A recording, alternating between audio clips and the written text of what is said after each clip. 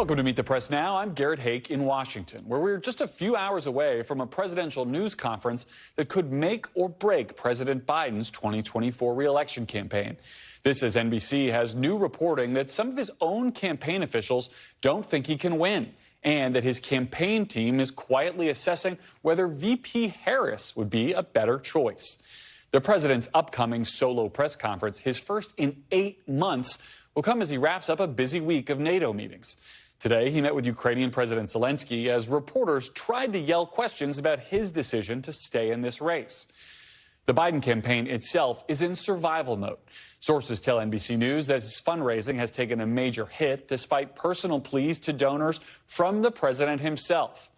Meanwhile, several of President Joe Biden's closest allies, including 3 people who are directly involved in efforts to re-elect him, are telling NBC News they now see his chances of winning as 0. And NBC News has also confirmed the campaign is evaluating Vice President Harris's strength against Donald Trump, commissioning a new internal poll. Top campaign advisors met today with anxious Senate Democrats, some of whom are demanding the campaign present them with some kind of clear and viable path to victory. Only a few of those senators stopped to talk to cameras as they left the meeting. Do you feel comfortable, Senator Blumenthal, with where President Biden is in this race right now? I think President Biden has to take the fight to Donald Trump, not just in one press conference tonight or a speech or a meeting. As the Democratic candidate, he has my support. I still have concerns because I need more of the data and analytics that show the path to victory in November. It was a good discussion. Did the president This all comes as many Democrats in both chambers are basically ignoring the president's repeated public statements that he's staying in the race. A not so subtle message that they would like him to revisit that decision. And as the president faces more Democratic defections, including the first senator, Vermont's Peter Welch, as well as 3 more House Democrats who are now joining a growing crowd calling for the president to withdraw. Here's what some of those who say the president should step aside told reporters earlier today. Ultimately, if he remains the nominee, isn't it harmful? I'm expressing my opinion. Ultimately, the president's going to have to make his own decision. It's a show me, not tell me issue, I think, for Americans. It's not so much about individual senators or members of Congress. His legacy is at stake now in terms of implementing the infrastructure, winning the war in Ukraine. I mean, his agenda for the next 6 months is overwhelming. And that's his legacy. Beyond trying to protect democracy, I think he would be better served to be able to concentrate on that. The country would be better off. No, look, it's getting late, but it's never too late to make do the right thing. Is there anything that the president could say in this press conference and another interview that would get you to have confidence in him? I'm not the one he has to convince the American people. Cross-steps tell me it's going the wrong way. Amid it all, a new poll shows a largely static race, with the president and former president tied nationally 2 weeks after the debate. But if you look under the hood, there are clear frustrations and warning signs for the Biden campaign. 2/3 of voters say he should step aside following his debate performance, including more than half of Democrats and 3/4 of independents. Meanwhile, former President Trump has expanded his already sizable lead on questions of mental and physical fitness to do the job.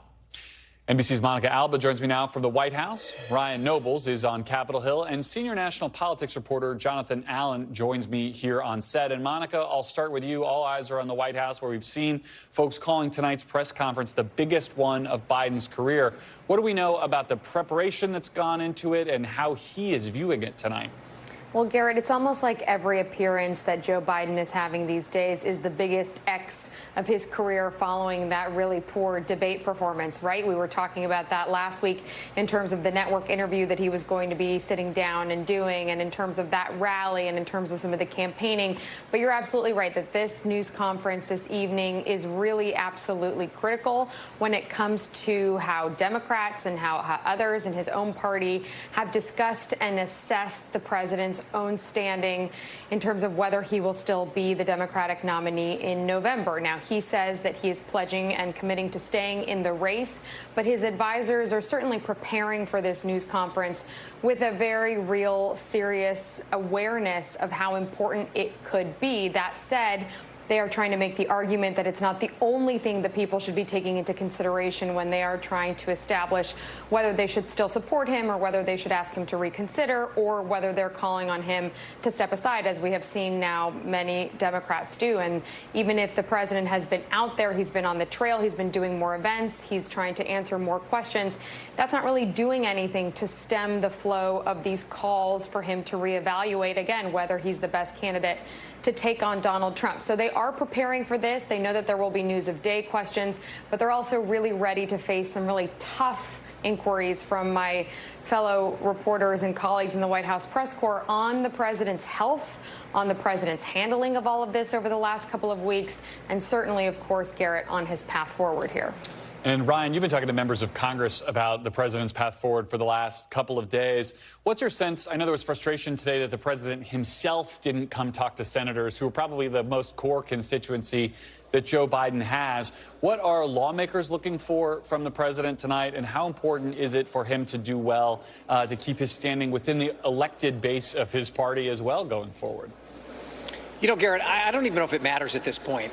Today, there was almost a sense of resignation that I sensed from a lot of these members of Congress that I talked to. Yes, they said all the right things, that they need to see more data, they need to see more analytics. It didn't have the same level of urgency that it perhaps had a week ago. We've been asking these questions for the past 2 weeks. At no point in these conversations did it feel like the tide was turning in the president's direction. It just seems as though many, many Democrats have just given up on the idea that Joe Biden is the proper guy to take them through what they view as a very difficult next 4 months in order to win this election. Now, that being said, there's only 12 congressional Democrats, 11 House members, and 1 senator who are saying publicly on the record that they think that Joe Biden should step down. But there are a whole host of members who are telling us privately they think that should happen. And then there's a whole nother universe of people that when you press them on whether or not Joe Biden should stay in the race, they offer all these caveats and they offer all these questions about whether or not it's possible and raise these concerns. That is not the formula for a winning campaign. So you have to ask yourself, where do they go from here? If it hasn't turned around at this point, does an amazing press conference tonight change that conversation? Perhaps, but it seems as though the mountain is just unbelievably high that the president has to climb at this point. When you talk about something that is not the formula for a winning campaign, I look at John Allen's reporting from today, which includes quotes from people involved in Biden's reelection efforts to say things like, he needs to drop out. He will never recover from this. No one involved in this effort thinks that he has a path. Those are not the comments from a campaign that expects to be able to stop the bleeding, John. I mean, what does tonight, what do the next couple days look like within the campaign? Can they stop the bleeding, even internally, to say we got to put up a good fight? I mean, the problem for President Biden is that, you look at tonight and you say, okay, this is a big test for Biden. But if he fails that test, that's problematic. Yep. And then every other time he goes out in public between now and November, it'll be the same thing. Can he perform at 100% or close to it every time he goes out? And I think what, Democrats fear is that they've seen enough of Joe Biden over the course of the last few years, and particularly the last several months. And then in that debate, the George Stephanopoulos interview on another network, where they don't have faith that he's going to make it through another 4 months without, sort of massive blunders or slips, right? So I think what you're hearing from these campaign folks and people who are involved in, from outside groups, largely what they're saying is that these are widespread feelings, right? Among serious people that know what they're talking about, that Biden is going to have trouble recovering. And part of it is not necessarily the polling they're looking at now. Part of it is that what they expect to see happen over the course of the next 4 months, like these test after test after test. Can he keep passing each of them?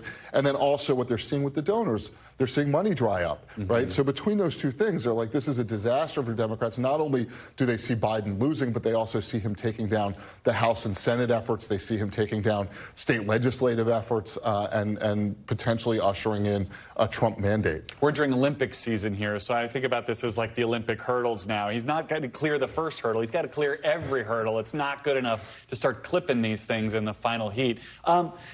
Talk to me about this internal polling of Kamala Harris up against Trump. Is that unusual for a campaign at this stage to be testing other names against a nominee? And what should that tell us about how the campaign is considering their options? At this stage, it's virtually unheard of, right?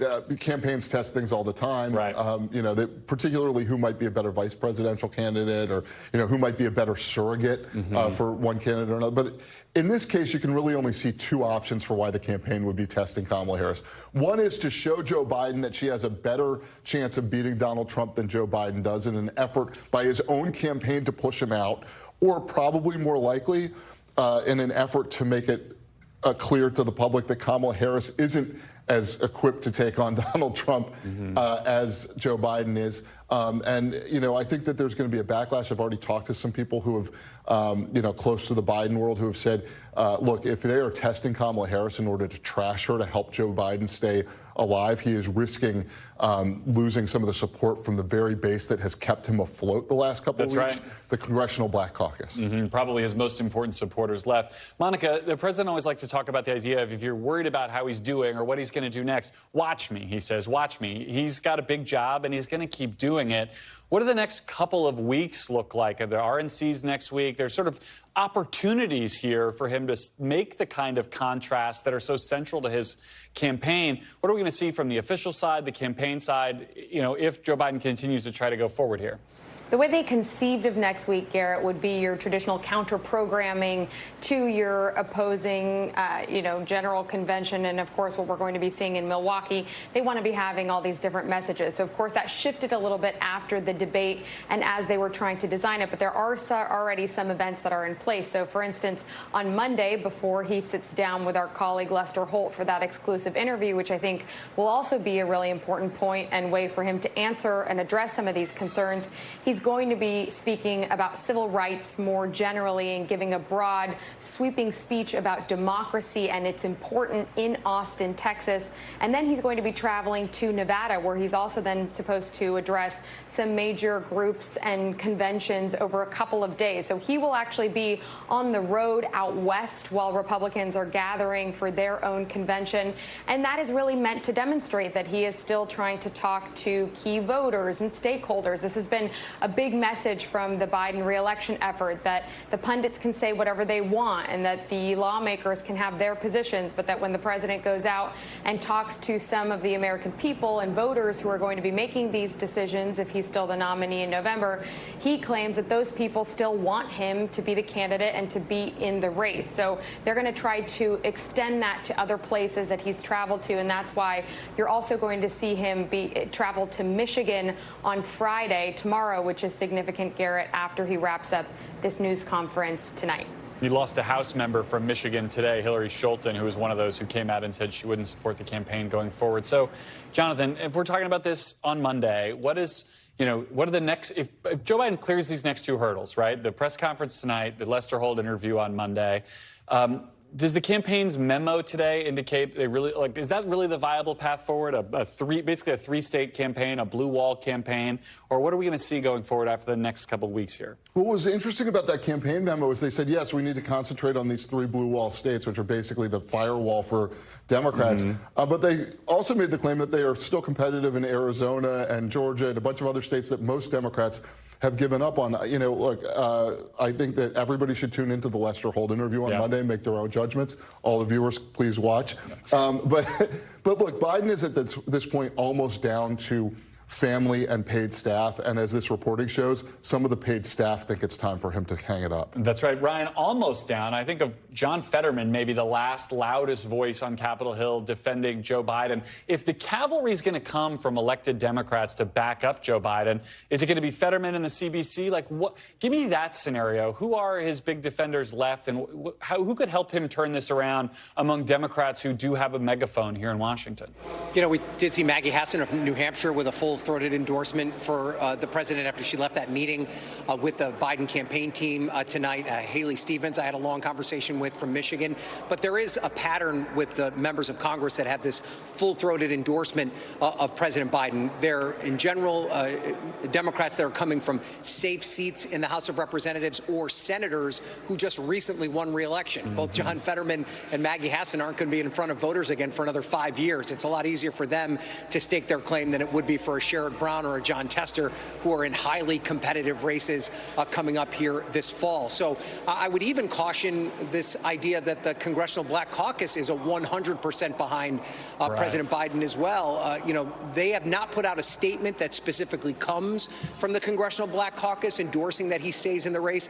Stephen Horsford, who's the chair of that committee, put out a statement on his own. He told us today during a press gaggle that we should not read into that being the entire caucus, that the caucus is not a monolith, that each one of these members speaks for themselves. And I know from our own reporting that there is some concern within the Congressional Black Caucus about the path forward. So, there really isn't an organized group of people that are specifically working right now to try and keep President Biden in the race.